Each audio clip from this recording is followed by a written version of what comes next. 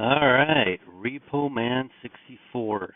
We're here again, trying to make a couple of videos out of this one large video that I made today. And I want to take you to something here. So, as you can see, Methuselah dies on the 24th. He is buried. They mourn Methuselah for 7 days, and the flood begins on October the 31st. I got last night, Saturday, here I am at the Hilliard Mansion where my daughter was getting married. I snapped this picture that night. There's my daughter. Yeah, it's a green light. They are wearing black. Here we are today. The day before yesterday was the wedding, and then yesterday we go to Disney World. That's her stepson there on the bottom corner, and they want us to go so that he can see it. And then we left yesterday, and I was so tired, so tired. All of my calculations from Jesus to the current things on my timeline are all, if you'll see over here, 182 days out, except for the equinox. The equinox falls 192 days and then 172 days to the next one. But that's something else. If we were off by 10 days, then that's why I left this blank right here, October the 16th. If we were to push from the equinox and start counting, which I don't think is correct, that's why I left it blank. October the 16th is a day to watch. October the 24th is a day to watch, and October the 31st is a day to watch. Does Methuselah die? The dead in Christ rise first, like Mr. Bones says, and then we rise also. Let's say that happens in the morning. We rise also on that day. And the question is, what does the Bible say about did God shut the door on the 24th or did he shut it on the 31st? I still think he shut it on the 24th, but I could be wrong. I'm open-minded about that. I'd like somebody to read that. Before I get into this, I want to show something here. Fig tree generation, Shirley, and Jesus is Lord, both were super excited when I got in from Disney World and just got into the bed, and they're like, "You got to come talk to us." And I said, my wife's asleep, my grandson's asleep, I can't. But they sent me a lot of information here, and here's the most beautiful thing I think that I've heard is them ask me, both of them in here, they both asked me, let's see here, why would God give any kind of information to someone like us who are so new and fresh in this and enlighten us, show us? And I said, listen, I told them, why would God tell babes in Christ with a question mark? Because you are as important as anyone. You make up the body of watchers. I said, thank you for this. I made a video, but I can't get it to work yet. But look at the timeline. I think you too might have found something very important. Separate from me, these two beautiful people found a rapture on the 31st. And then I showed them the Methuselah thing, and they're like, whoa, that's amazing. The question is, when did that door shut? Did that door shut on the 24th or the 31st? So I wanted to tell Fig Tree Generation and Jesus is Lord, why did God tell you? The same reason that the vineyard owner hired somebody in the morning, and they spent the entire day working, and he paid them, offered them a wage, and he paid them the same wage as he did to the people he hired in the very end of the evening when there was no time left to get the vineyard finished, and the vineyard was finished.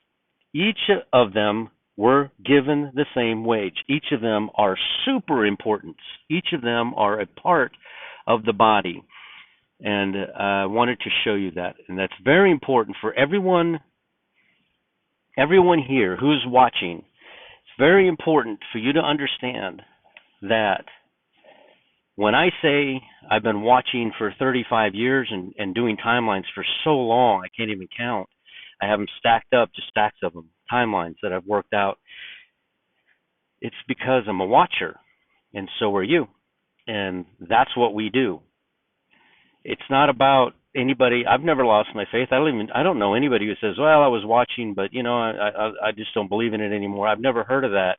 And if they did, it's because they weren't actually watching. They were putting their faith into a date and not into Jesus Christ. And it's super important that you put your faith in the one true God, Jesus Christ himself. All right, let me get back to this real quick. I've got about 8 minutes before I have to upload the next video.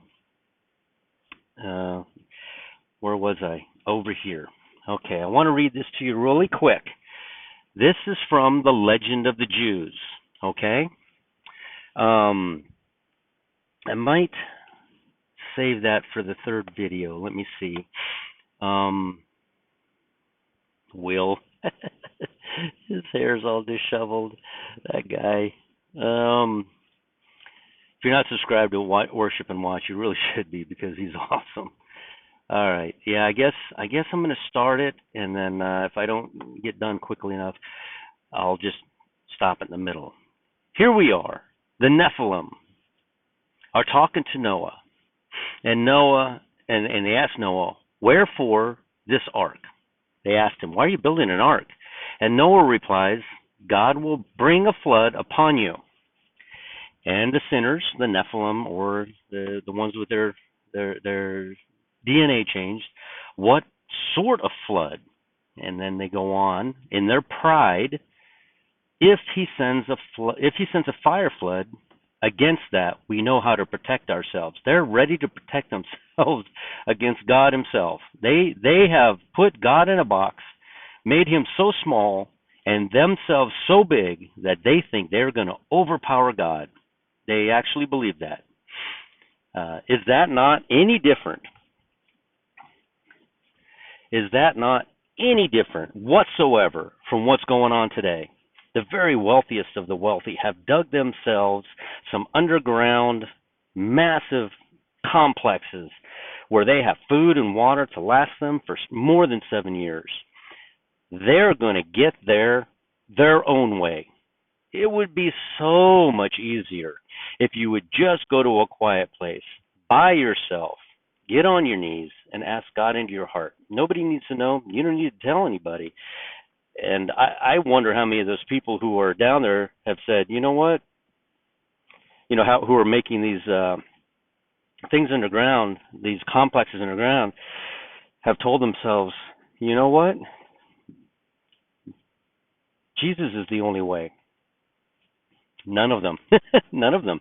They don't have faith in that. And I will continue to read the Legend of the Jews. If it is a flood waters, then if the waters bubble up from the earth, we will cover them with iron rods. And if they descend from above, we know how to remedy against that too. Look how prideful they are. They're going to beat God. They're going to get through the flood without a scratch on them. They're going to make it through. I don't think they recognize the flood will last a year and they'll starve to death, or whatever the Nephilim had running through their heads.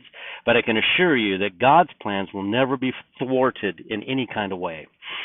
The waters will ooze out from under your feet. Oh, here's Noah replying to them. The waters will ooze out from under your feet, and you will not be able to ward them off.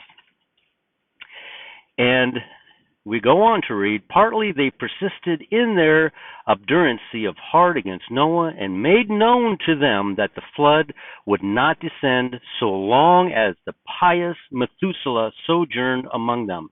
Now remember, these patriarchs are super important to God. Methuselah being the longest lived patriarch of them all, 969 years.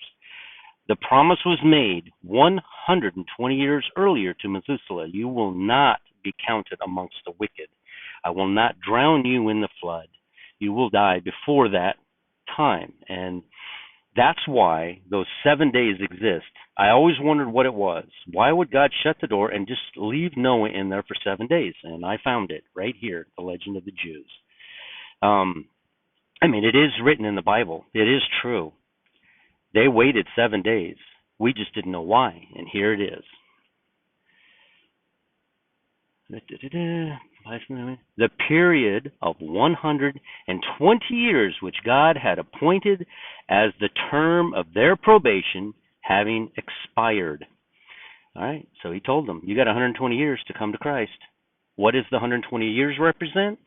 The 50 Jubilees, 6,000 years. We've all been warned since the very beginning. Nothing's changed under the sun. Everything stays the same. We've all been warned since the very beginning that we have 6,000 years to come to Christ, or God will send tribulation upon all those who have not accepted him. I'm going to stop this video here and come back to where Methuselah died and get back into this. Hopefully, everything is working.